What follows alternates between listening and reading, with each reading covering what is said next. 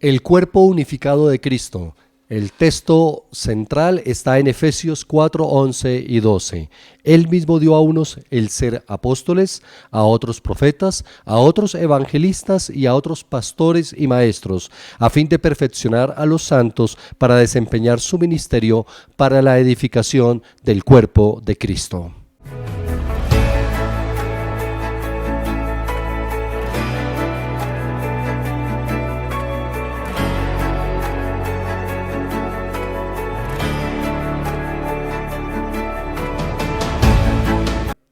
Es un gusto saludar a todos mis hermanos de la Asociación del Alto Magdalena, especialmente a los maestros de Escuela Sabática. Reciban un abrazo cordial de parte del Departamento de Escuela Sabática de su asociación. En esta oportunidad nuevamente para la 7ª lección del libro de Efesios, lección preciosa que vamos a estudiar nuevamente con 2 invitados muy especiales. Bienvenidos a Estudiando para Compartir.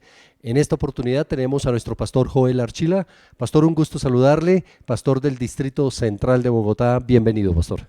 Muchas gracias, pastor Perdomo, por la invitación que nos ha regalado a este escenario. Estamos muy contentos de estar, como usted lo dijo, en el Distrito Central de Bogotá, la iglesia más antigua de Colombia. Así es, pastor, la mamá y la abuela de muchas iglesias. Así es. Qué bueno, bienvenido, pastor. También tenemos el gusto de contar con el pastor Anderson. Pastor Anderson, bienvenido. Él es el pastor de la iglesia de Getsemaní. Bueno, un saludo especial para los hermanos que nos están viendo, un saludo especial para el pastor Joel, el pastor César y también un saludo especial para todo el distrito Getsemaní que seguramente nos estará viendo. Qué bueno, pastor, qué bueno, bienvenido, de verdad, gracias por acompañarnos. Y vamos a entrar en materia con nuestra píldora pedagógica. Hermanos maestros, por favor, atesoren estos consejos, es para que tengan una lección mucho más fluida, que llegue a nuestros hermanos, que sea agradable.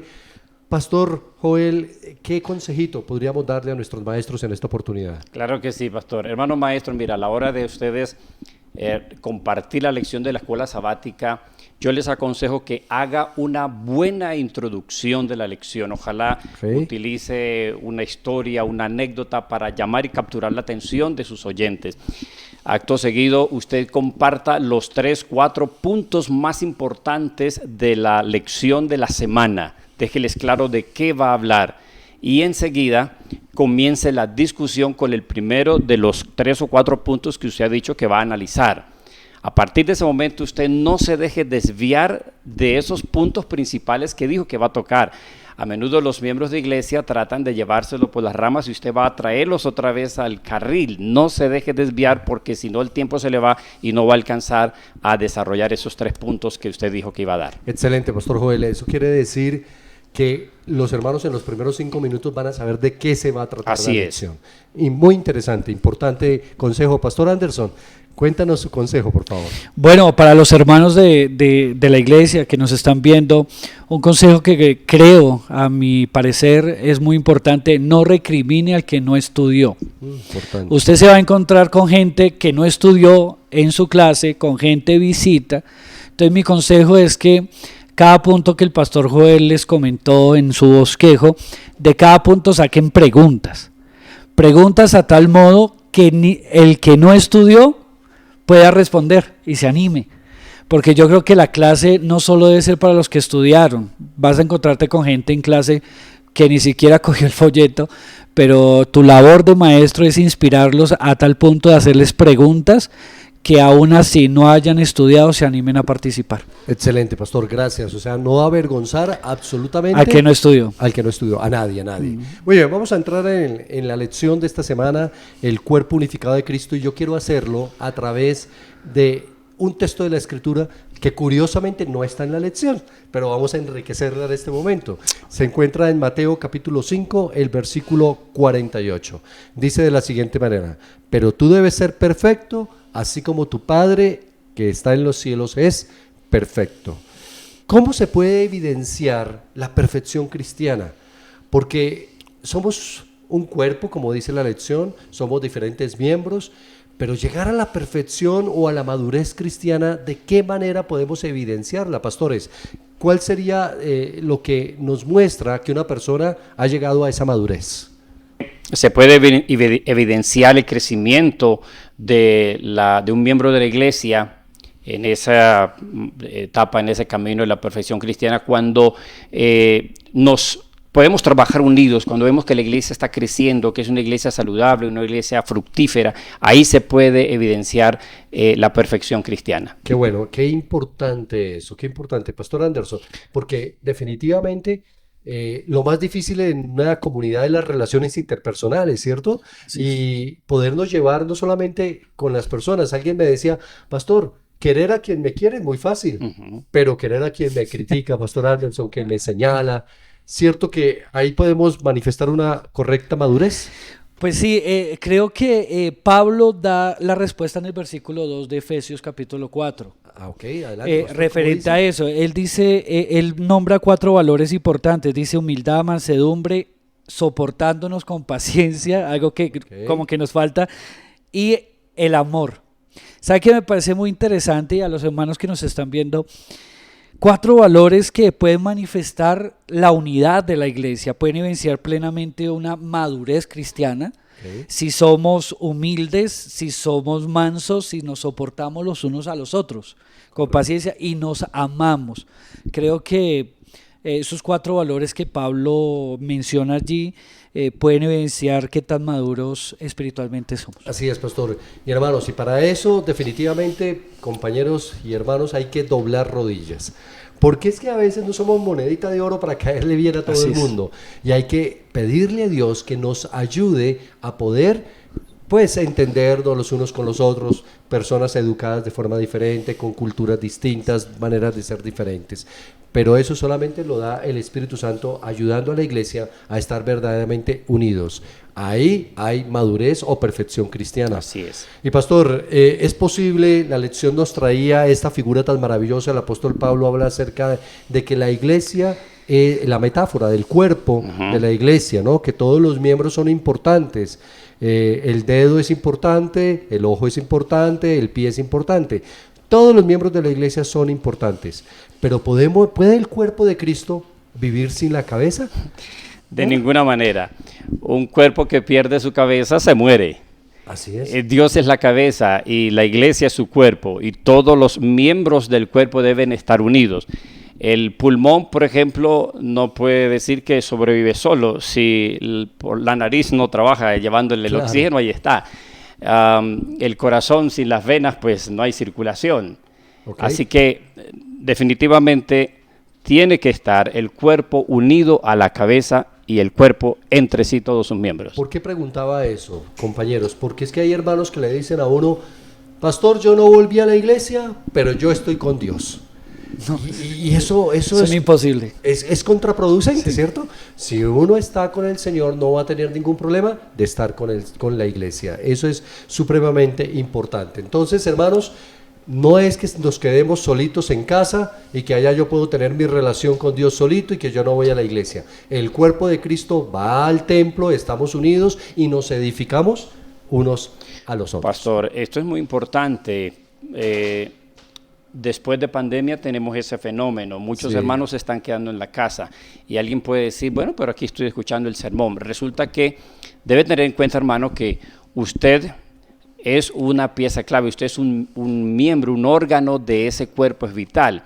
Por ejemplo, si usted tiene el don del aconsejamiento, usted debe venir al templo porque ese día viene alguien que está mal emocionalmente y usted era el único que le podía ayudar, pero por no venir al templo, pues desde allá detrás del Zoom, ¿cómo lo va a hacer?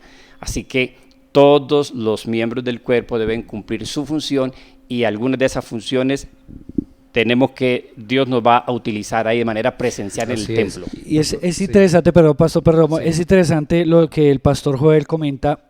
Y por ejemplo, cierta vez el médico que atendía a mi papá me dijo, su papá tiene muerte cerebral, aunque su corazón sigue latiendo.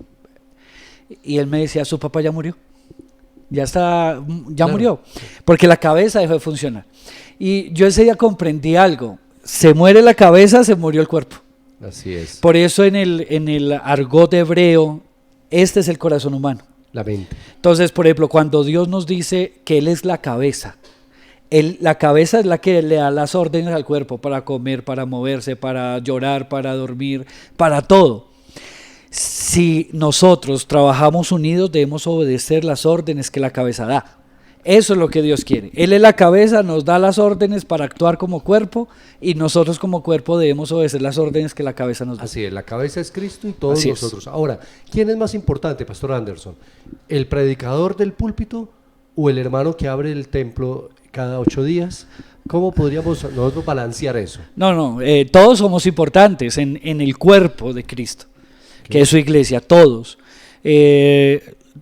Yo siempre he aprendido que todos cumplimos un liderazgo lineal. Hoy podemos estar acá, mañana podemos estar acá, pero todos servimos para una misma causa. Es lo que Dios quiere que aprendamos. Todos trabajamos hacia un mismo objetivo. Cuando usted ve en Génesis 2 y Dios dice, el hombre se unirá a su mujer y serán una sola carne, Ajá. utiliza una palabra hebrea que es la palabra ehat, Ejat. que quiere decir, son dos distintos, pero van hacia un mismo objetivo. Con un mismo propósito. Un mismo propósito. Correcto. Y ese mismo, pero ya en griego se emplea ese verbo ehat, pero ya en griego que no lo recuerdo hoy con exactitud, y se emplea el mismo término para decir, todos somos diferentes, acá todos somos diferentes temperamentos, diferentes formas de comportarnos, pero todos debemos apuntar hacia el mismo objetivo. Les cuento una historia, pastor. Todos somos señor. importantes. Una hermana, Así estando yo de un distrito, me llamó, pastor, ore por mí, me estoy quedando ciega. Le dije, pero hermana, ¿y qué le pasó en el ojo? Dijo, no, el ojo no, se me están cayendo las pestañas. ¿Y eso qué tiene que ver? Pastor, sin las pestañas uno no puede ver, y yo no sabía. Sí, y uno señor. cree que el ojo es lo más importante. Resulta que las pestañas también... no tienen importancia. Hermano, Mire que sí. cualquier miembro de iglesia, por es pequeño importante. que sea, la función que Dios le puso a hacer es demasiado vital, demasiado importante. Por eso cada uno debemos trabajar unidos. Compañeros, a mí me pasó algo en la iglesia, estando en la iglesia de Lurapar, evangelista invitado, visitas ya estaban llegando, campaña evangelística, los hermanos llegando y no llegaba el hermano que tenía las llaves del templo. Creen que ese pequeño detalle nos hizo un caos al Pues comienzo. claro, ¿cómo entrar? Y finalmente nos dimos cuenta que así como la uña de tu dedo meñique es importante, tú, mi querido hermano, sin importar si haces un trabajo en el púlpito o fuera del púlpito, eres importante porque eres un hijo de Dios y aportas para la edificación del cuerpo de Cristo. Así es. Eso es fundamental. ¿Cuáles son los 7 unos que habla la lección? Porque el apóstol Pablo nos habla de 7. ¿Cuáles serían, pastores, que habla allí?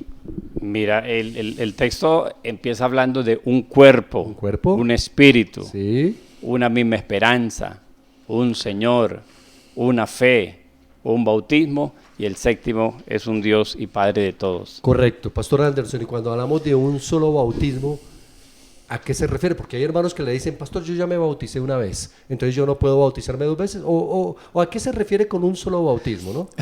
Sí, también me pasó igual, alguien se había alejado de la iglesia, lo invité a ser bautizado otra vez, me dijo, pastor, no, la Biblia dice que ya solo un bautismo y ya. Yo le dije, no, cuando la Biblia habla de un solo bautismo, está hablando de una sola forma correcta de bautizar. Correcto.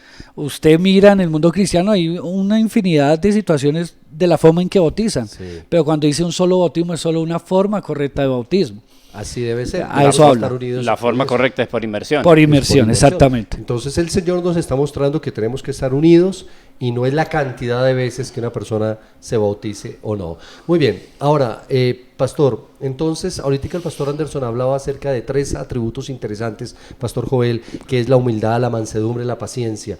¿Por qué esos dones o atributos de Dios nos ayudan en la unidad cristiana? ¿Por qué razón? Claro, pastor, porque... por ejemplo, la humildad. La humildad es, la definición es considerar a los demás como superiores. Ajá. Si yo lo reconozco a usted que es superior a mí, entonces yo me pongo a su servicio, ¿verdad? Correcto. Y la mansedumbre tiene que ver con desarrollar esas virtudes de cortesía, de consideración, de amabilidad. La paciencia es soportar la provocación, ser tolerantes, y pues naturalmente esas virtudes al ponerlas en práctica nos van a llevar irremediablemente a desarrollar la unidad en la iglesia. Sí. Saben que mi esposa tiene un dicho muy interesante que ayuda en este sentido. Ella dice, y yo también lo digo, yo prefiero tener paz que tener la razón. Me hago entender, porque es que a veces nosotros no, por querer tener la razón, no, y entonces lastimamos al hermano. Una vez un hermano vino y me dijo, pastor, le di a ese pentecostal una muenda de Biblia que se dio cuenta de en qué estábamos nosotros. Y yo le dije, ¿cómo quedó él? Dijo, no, más herido, ese no quiere volver por acá. Entonces, ¿para qué sirvió eso? No cumplió la función. No cumplió la función. La función de todo lo que nosotros hagamos en la iglesia debe generar, atraerlos a la iglesia, atraer a Cristo. Y si estamos entre hermanos, pues es mejor. A veces el que agacha la cabeza no siempre pierde. El que agacha la cabeza es el que más espíritu de humildad tuvo para reconocer que es más importante la unidad que otras cosas dentro del cuerpo de Cristo. A veces le damos más énfasis al ego, al yo, cuando realmente lo que tendría que tener más énfasis es que su iglesia esté unida para testimonio de las personas que están alrededor. Y Muy es bien, importante, pastor, sí. quisiera acotar algo. Yo cuando leí esos atributos que Pablo mencionaba, a los hermanos es importante que lo que está escrito en la Biblia no es porque sí, tiene un sentido, un propósito, el por qué Dios permitió que allí se pusiera. Cuando usted se pone a analizar la humildad, la amabilidad, la paciencia, la perseverancia, el amor, la paz, se dará cuenta que hacer lo contrario debilitaría la unidad de la iglesia. Así es. Por ejemplo, ese considerar a los demás superiores no está hablando de baja autoestima. No. ¿No? Porque puede Correcto. ser malinterpretado de esa Sí, forma. por supuesto. No, está hablando es de yo ponerme a su servicio, de decir, venga, yo soy su servidor. Así ¿Sí? es. Es importante, ¿no? Cuando llegamos con palabras ásperas, podemos debilitar la unidad de la iglesia. Así es. Yo recuerdo que una vez fui a visitar a alguien y yo le pregunté, ¿por qué no has vuelto a la iglesia? Y me dijo, pastor, es que el primer anciano me trató mal. Claro, pues él tiene la razón, lo trataron mal en la iglesia. Yo leí unas estadísticas que hablan que los 5 primeros minutos son vitales para saber si donde una persona decide si vuelve o no a una iglesia. Okay. Y claro, lo recibieron rústicamente, no, con amabilidad no lo recibieron, no volvió. Cordialidad y no volvió. Entonces eso debilita la unidad de la iglesia. Claro. Y es importante. El descuido es eso. de algunos de estos elementos definitivamente nos puede llevar a divisiones. En cosas tan sencillas, pastor, el otro día estamos en un almuerzo ahí comunitario con la iglesia. Sí. Una sopa a la hermanita se le pasó en sal, ¿no? Y entonces unas hermanas vinieron, pero hermana, usted tan vieja en esto, ¿y cómo le fue a quedar salado? Y comenzaron los hermanos que estaban con esta hermana y con estos, y empezaron Se generó el problema. Entonces yo llego allí, pastor, mire esto aquí, eso es todo un caos, ¿y qué pasó? Pero esa hermana, mire, tan veterana, vieja, y dejó salado esto. Y le digo yo, hermana, echémosle un poquito de agua y ya. Y se acabó el Tolerancia Sí. en eso. Y debilita. ¿Saben, pastores, hermanos? Por eso quiero enfatizar en algo. No seamos tan susceptibles en la iglesia. Así es. Que si me miran, malo. Si no me miran, malo. Si me saludan, malo. Si no me saludan, malo. Que el pastor tiene preferidos. Que el pastor tiene no sus... No, hermanos. Nosotros hemos creído en Cristo Jesús.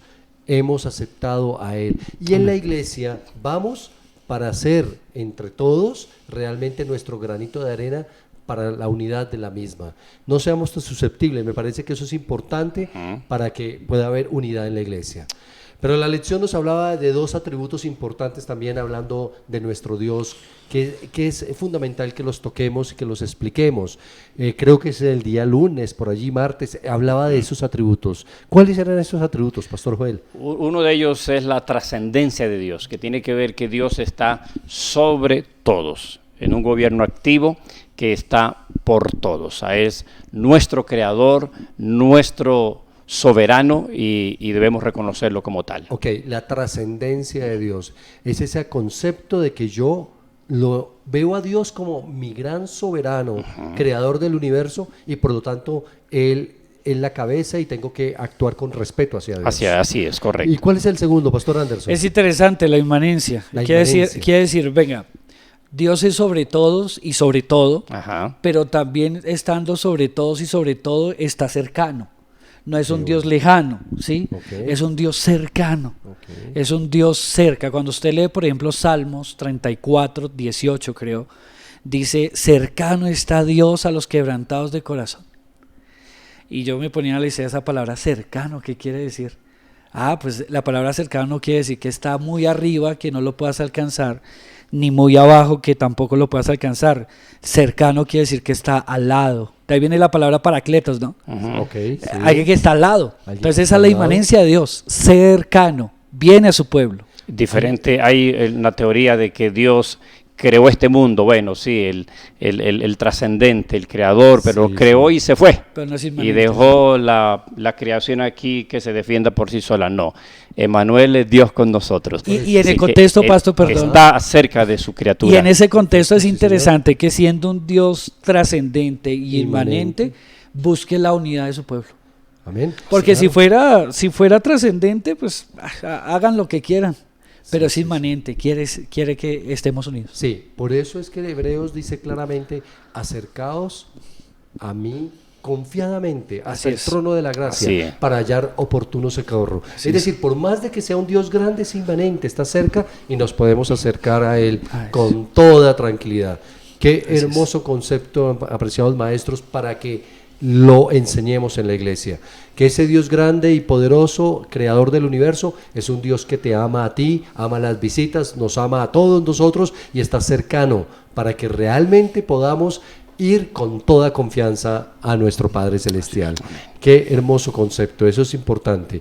La lección nos traía, apreciados hermanos y pastores, un texto que es interesante explicarlo, el Salmo 68, 18. Voy a compartir con ustedes en la versión que tengo aquí.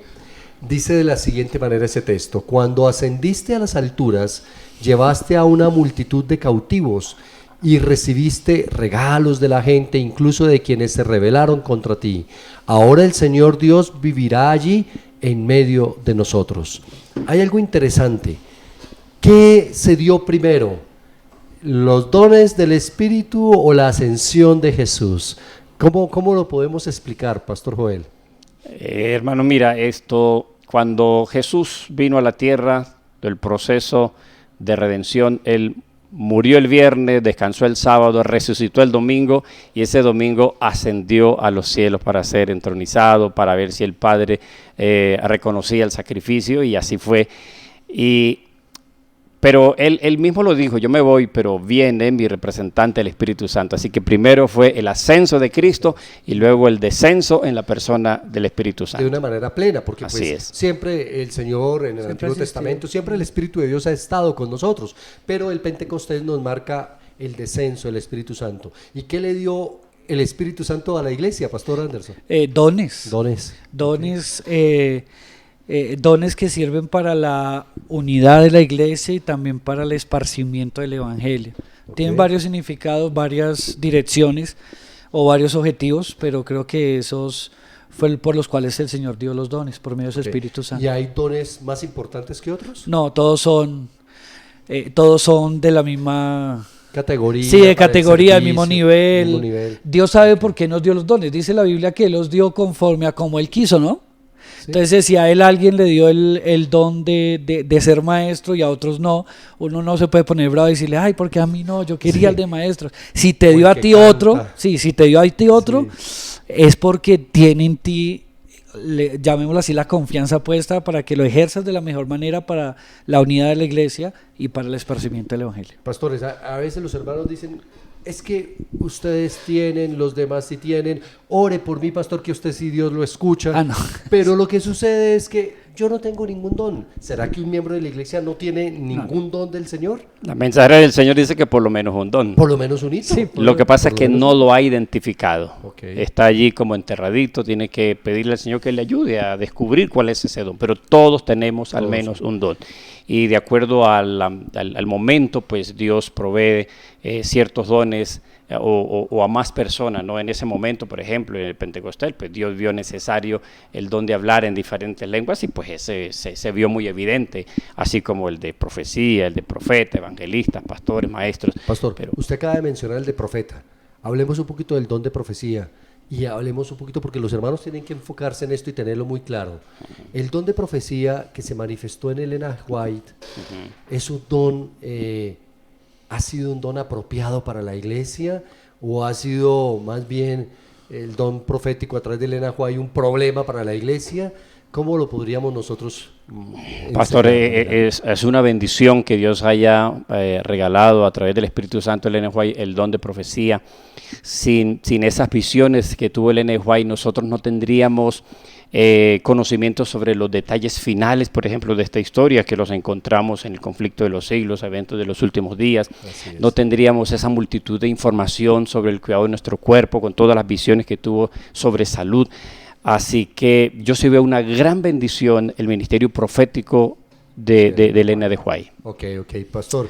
Y ella demostró ser una profeta del Señor, ¿cierto? Una mujer que estaba, bueno, una niña enferma, nació en un hogar metodista. No tenemos todo el tiempo de poder hablar de ella, pero qué importante es que los miembros de la iglesia crean en el don profético. Es la luz menor que nos lleva a la luz mayor. Pastor, ¿cierto que un adventista que no cree en el don profético está fallando en su fe, pastor? ¿Cómo lo podríamos manejar? Bueno, primero que todo quiero decirle a la gente que cada vez que Dios mandó un profeta fue con dos objetivos: volver al pueblo a unirlo. Cuando uno lee cuando llegaron profetas al pueblo, el pueblo está en un desorden completo, todos por todo lado. El profeta fue enviado para unir al pueblo otra vez, y también cuando el pueblo se alejaba del estudio de la palabra. Cuando yo leo a Ellen White, ella no me revela nueva luz. Yo la leo a ella y de una vez me lleva a la escritura, que ahí es donde más claramente veo lo que ella me llevó. A los hermanos quiero decirles esto: no teman confiar en el don profético que Dios le ha dado a esta iglesia. Amén. No teman, no teman. El pueblo sin profecía se descarría, y Dios ha dado un profeta para que en estos últimos tiempos vayamos unidos y alineados a la segunda venida de Cristo. Creo yo personalmente que Jesús no viene pronto, sino que Jesús ya está viniendo a la tierra. Amén. Entonces, creer en el don profético no es creer más en él que en la Biblia, es creer que el dador de la Biblia, el Espíritu Santo que repartió dones, le dijo a Ellen White, bueno, yo la elegí a ella para que tuviese este don. En el cielo le preguntaré por qué ella y no otra persona. Él nos dará una respuesta. Sí. Pero si se lo dio a ella, él sabe el por qué. Muy importante, confiemos en los hermanos, que confiemos en el don profético. Es tan importante, miren que Isaías, el capítulo 5, el versículo 4, el Señor dice: ¿qué más podría haber hecho por mi viña, por mi iglesia, que no haya hecho ya? Porque cuando esperaba uvas dulces, me vio uvas amargas. El Señor ya ha hecho todo lo necesario para que esta iglesia tenga la orientación clara. La palabra de Dios, la brújula que nos guía, y el don profético, esa luz menor que nos lleva a entender la luz mayor. Pero tenemos que ir ya cerrando la lección, pastores, el tiempo es corto, pero vamos a hacer tres cosas importantes en el cierre. La primera: ¿hasta dónde tiene que llegar la unidad? ¿Cuál es la meta? Dice que tenemos, el apóstol Pablo hablaba acerca de una meta que todos nosotros como hijos de Dios tenemos que llegar. ¿Cuál sería esa meta, compañeros? La meta de la unidad perfecta, ¿en qué? En Cristo. En Cristo. En el conocimiento de Cristo. En el conocimiento de Cristo. Miren, hay algo importante, y es tratar de evitar al máximo el error doctrinal, el hecho de que no tengamos claridad en dónde estamos parados. Hermanos, un buen adventista del séptimo día sabe de dónde viene y para dónde va, y cuál es la cimentación de la doctrina. Y eso no nos da precisamente la unidad también doctrinal. Nos evita muchas cosas, ¿cierto? Inmadurez en la fe. ¿Qué otras cosas nos puede evitar eso? Pues que seamos llevados de un lado para el otro, como las olas son llevadas por el viento. Si nosotros hemos crecido, hemos madurado espiritualmente porque conocemos a Dios y leemos la Biblia, pues no nos vamos a dejar tampoco estafar por tantas doctrinas disidentes que aparecen por ahí de vez en cuando, sino que diremos como Ellen White: yo sé en qué y en quién he creído. Pastor Joel, cuéntenos qué texto de la Escritura los maestros en esta semana no deberían de dejar de explicar. Bueno, yo estoy analizando Efesios 4:8. ¿Qué dice? Cuando ascendió a lo alto, llevó cautiva una hueste de cautivos y dio dones a los hombres. Y yo estuve comparándolo con Mateo 27, 51 al 53. Y aquí que el velo del templo se rasgó en dos, de arriba abajo, y la tierra tembló y las rocas se partieron y los sepulcros se abrieron y los cuerpos de muchos santos que habían dormido resucitaron. Amén. Y salieron de los sepulcros después de la resurrección de Jesús, entraron en la santa ciudad y se aparecieron a muchos. ¿Qué significa esto, mis hermanos? Cuando Jesús ascendió a los cielos, bueno, cuando Jesús resucitó realmente, también hubo muchas personas que resucitaron, que Jesús se llevó al cielo como un trofeo de la victoria que Él va a tener finalmente, y dándole también a entender a Satanás que Él está totalmente derrotado. Okay. Así que me llamó mucho la atención esto, que si nosotros nos permanecemos unidos, mira, el triunfo está garantizado. Dios, con esto que dice que llevó a unos cuantos allá, está diciendo, esta iglesia no va a fracasar. El triunfo está dado. Amén. Y llegaré con un botín mucho más grande. Amén. En ocasión de su segunda venida. Qué bendición. Amén. Pastor, rápidamente, ¿qué texto usted recomienda que estudiemos los maestros en esta semana con los hermanos? Efesios 4, 12 y 13 dice lo siguiente. Dice, a fin de perfeccionar a los santos para la obra del ministerio, para la edificación del cuerpo de Cristo, hasta que todos lleguemos a la unidad de la fe y del conocimiento del Hijo de Dios, varón perfecto a medida de la estatura de la plenitud de Cristo. Creo, hermanos y pastores, que el anhelo de Dios y su sueño es ver una iglesia unida. Uh-huh. La lluvia tardía llegará si su iglesia se une. Así como llegó el Pentecostés, después de que Jesús ascendió, allí estaban unánimes, dice Hechos 2, unánimes. Todo era de todos, hasta los sufrimientos eran de todos. Creo que si llegamos a ese punto, veremos el derramamiento del Espíritu Santo en nuestro tiempo y seguramente veremos en las nubes de los cielos muy pronto a Jesús. Amén, amén. Pastores, vamos a cerrar, vamos a terminar.